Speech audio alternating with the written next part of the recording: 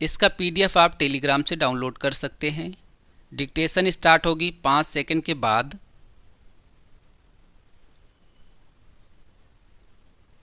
Start.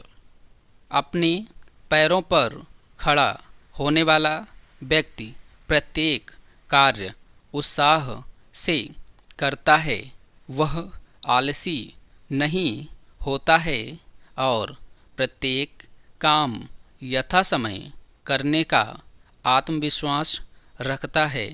कायर, आलसी और अविवेकी लोग जीवन में असफलता मिलने पर दैव और ईश्वर को, भाग्य और संसार को दोष देते हैं।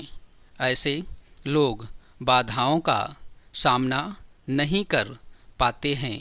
अतएव उक्त सभी कमियों एवं कमजोरियों का निवारण करने में स्वावलंबन की उपयोगिता एवं महत्व सर्वोपरि माना जाता है।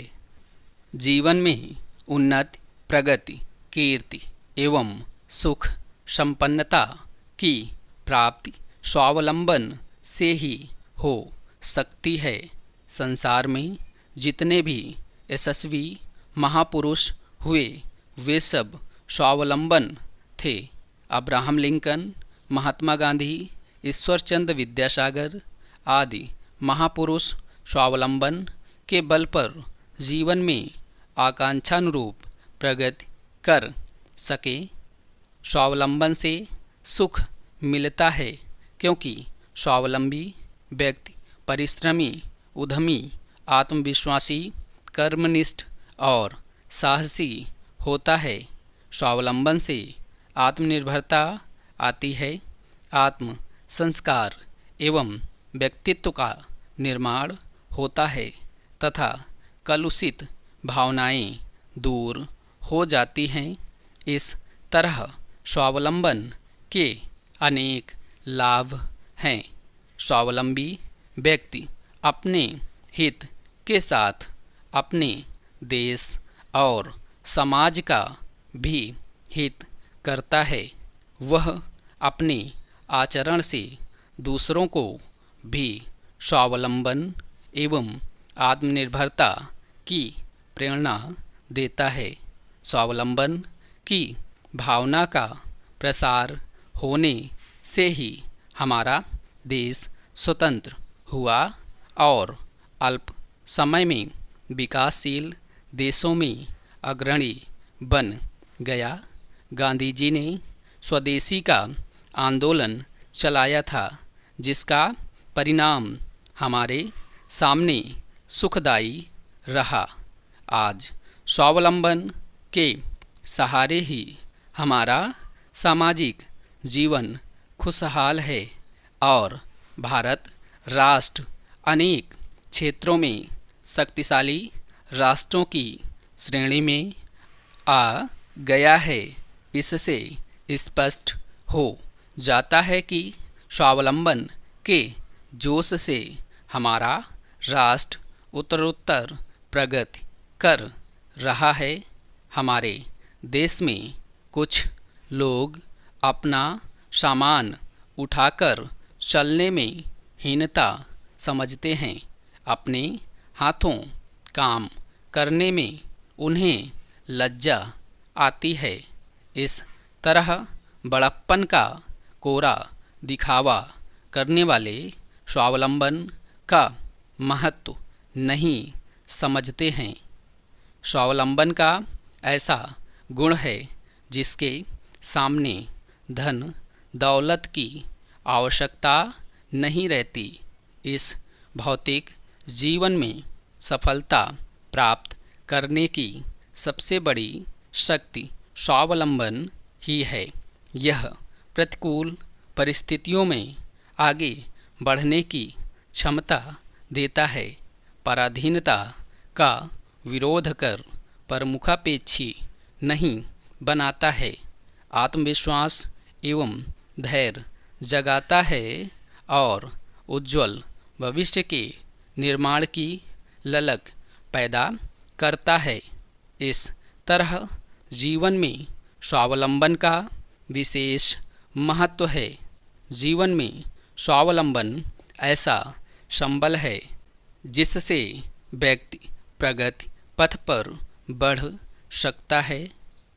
हमारा मुंह बंद करने का यह सिलसिला हमारे साथ किशोरावस्था में भी हो सकता है, जब हम में से ज़्यादातर लोग अलग अलग व्यक्तित्वों को उतनी ही तेज़ी से आजमाते हैं जितनी तेज़ी से कपड़ों के स्टोर में कपड़ों को।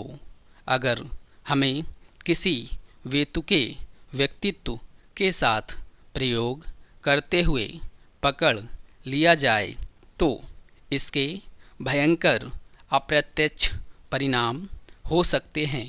मेरा एक दोस्त एक ट्रैफिक लाइट पर हरी लाइट का इंतज़ार कर रहा था। तभी 13-14 साल की लड़कियों का एक समूह उसकी कार के सामने से निकला। वे स्थानीय स्कूल की यूनिफॉर्म में थी। एक लड़की उसके पास से निकलते समय चिल्लाकर बोली, हाय हैंडसम, पार्टी करनी है। फिर वह हंसी और भागकर अपनी सहेलियों के पास पहुंच गई।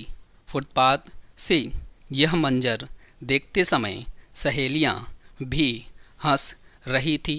मेरे दोस्त ने सोचा कि उसको शायद किसी ने चुनौती दी थी या इस बात की ज़्यादा संभावना थी कि वह सिर्फ एक बिल्कुल ही अलग व्यक्तित्व के साथ प्रयोग कर रही थी और शायद सिर्फ यह देखना चाहती थी कि इसमें कैसा महसूस होता है।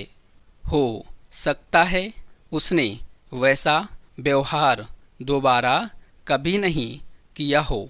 सिंथिया हेमल कहती है, 14 साल की लड़की का सबसे स्पष्ट गुण यह है कि उसका कोई स्पष्ट गुण नहीं होता है। वे सभी एक सी बातें कहती और सोचती हैं। वे अपनी पहचान खोजने की दिशा में आवेशपूर्ण छलांग लगाती हैं, फिर डर जाती हैं और कांपकर भागती हुई मम्मी के पल्लू में छिप जाती हैं। एक नीतिकार का यह कथन स्वावलंबन की एक झलक पर न्यौछावर कुबेर का कोश अक्षरशः सत्य है। स्वावलंबन का ऐसा गुण है जिसके सामने धन दौलत की आवश्यकता नहीं रहती। इस भौतिक जीवन में सफलता प्राप्त करने की सबसे बड़ी शक्ति स्वावलंबन ही है। यह प्रतिकूल परिस्थितियों में आगे बढ़ने की क्षमता देता है, पराधीनता का विरोध कर प्रमुखापेक्षी नहीं बनाता है, आत्मविश्वास एवं धैर्य जगाता है और उज्ज्वल भविष्य के निर्माण की ललक पैदा करता है। इस तरह जीवन में स्वावलंबन का विशेष महत्व है। जीवन में स्वावलंबन ऐसा संबल है जिससे व्यक्ति प्रगति पथ पर बढ़ सकता है। भारतीय संस्कृति में मंगलमय भावनाओं की प्रधानता रही है। इन भावनाओं की अभिव्यक्ति संस्कारों के अलावा अन्य कई रूपों में होती रही है। प्राचीन काल से ही भारतीय संस्कृति में अन्नदान, धनदान आदि के साथ कन्यादान भी प्रमुख माना जाता था। माता पिता अपनी सामर्थ्य के अनुसार कन्या को आभूषण, वस्त्र व आवश्यक वस्तुएं देते थे, जिससे उसे गृहस्थ जीवन शुरू करने में समुचित सहायता मिल जाती थी। स्टॉप।